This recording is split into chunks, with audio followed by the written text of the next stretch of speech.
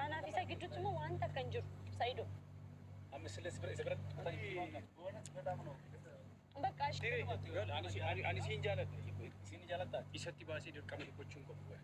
بقى دوكسيتي ينو تو كنا ما ترى. تنا جالت. دمي بدي دريدو دمي دمي بدي أنغا. يا مانغا دوتي بدي انتو. أجلي نادي بسان هذا ودي وانتون دوم ملكوفنا. جارتي إرجامي وانتون دوم ملكوفنا ما توري ناكاستي والأبي أمم وانتون دوم كراسة كبتي ملكوفنا أمم وابي في سايدو ولولني يعني تشيلتي كيسا نجرو إيه ما ثاني ولولني سلامانو أيوة ما متشكر يعني سوتي سوتي نفي وين أنا في دجالي شيء أيوة سايدو أبو بدي أنا شو متذكر لا نسي أيوة أفجد جالي سكا أيوة ay Saidoo fi Ayyuu fiilmii ajaa'ibaa nurratti hojjettan dhugaa rabbii jechuudha. Firaankii ajaa'ibaa nurratti hojjettani. Ashamaa harka fuunee hordoftoota fi kabajamtoota Mulgeetaa Tuubii kan biyya keessa fi kan biyya alaa jirtanii nageenyi koo kan jaalalaa kabaja bakkuma jirtanitti isin bira naaf haa ga'u isiniin jedha akkam jirtu nagaa keessanii.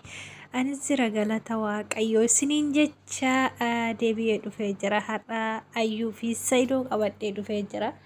Jarri kun dhugaa fiilmii ajaa'ibaa nurratti raawwatanii gaafa duraa zargii guyyaa zargii qabanna jedhanii viidiyoo maranii gannuu lakkisanii jiranii.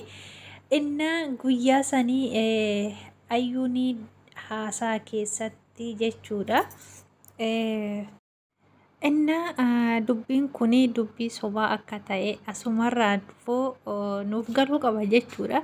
Maaliif hojjettanii Ayyuun gaafa guyyaa cidhaa qabannedhanii viidiyoo maranii gallakkisanii waa dubbattee turte jechuudha.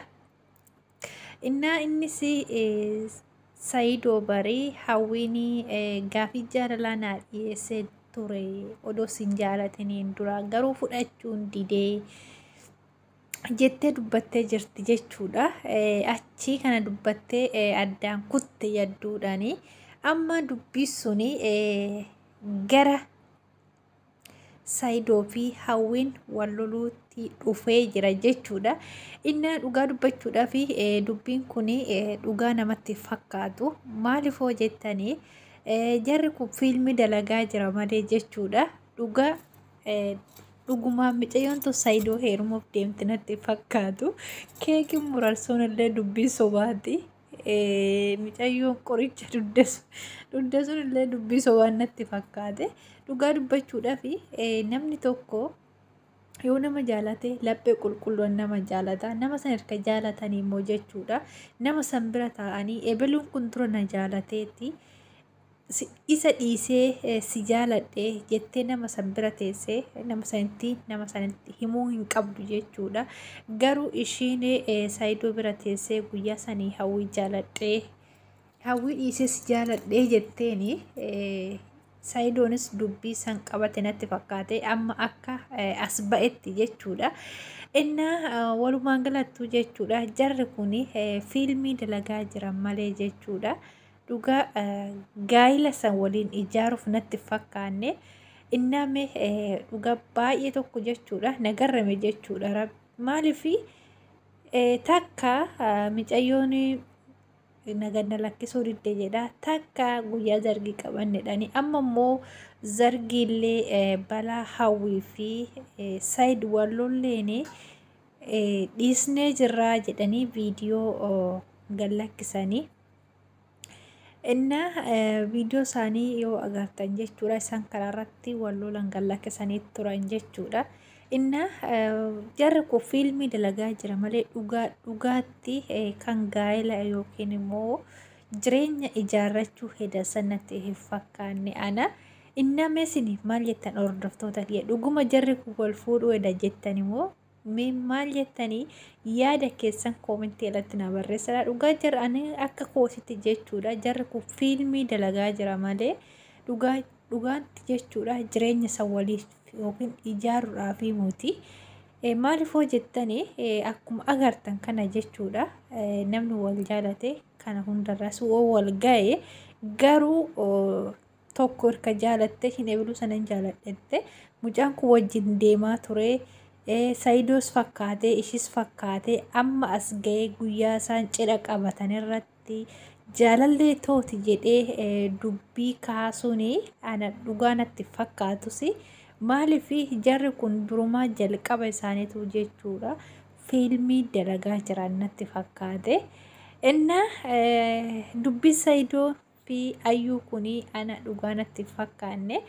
Kanaafuu Ayyuunis kan gaafa duraa irra qaqqabaa gootee dhiiste sanii as baastee himtee jirti jechuudha. Na jaalatee dhiisee Saidoo jaaladhee jettee jirti. Kanaafuu dhugaa jirtu Ayyuun gadi baastee dib gootee jirti. Saidoonis asumatti bishaan qorraatti dhugi asumaan immoo Sumaayyaadhaan baga gammadden jedhaani.